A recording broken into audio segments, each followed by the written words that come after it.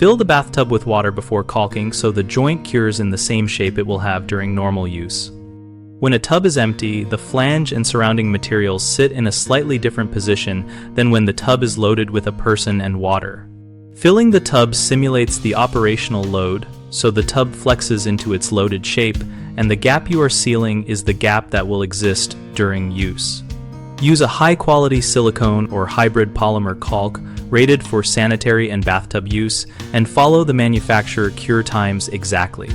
Dry the joint thoroughly, remove old caulk with a tool that will not gouge the substrate, then clean with rubbing alcohol so the new caulk adheres to clean, oil-free surfaces.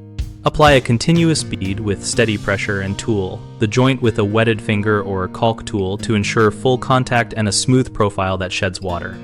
Avoid over-tooling, which can thin the bead, and underfill, which leaves voids. After tooling, maintain the water load in the tub until the caulk reaches full cure, typically 24 to 72 hours depending on product and ambient humidity. If you must use the bathroom, place a rigid support like a full-length board across the tub rim to minimize additional flex while curing. 3 common mistakes cause seal failure, and each has a simple fix. Applying caulk to dirty or damp surfaces leads to poor adhesion, so always remove old sealant and clean with alcohol until dry before applying new caulk.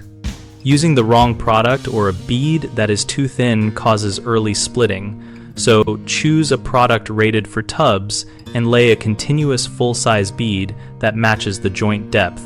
Ignoring tub flex is the top mistake, so fill the tub and keep it filled until the sealant cures so the joint sets under load and will not open when someone uses the tub.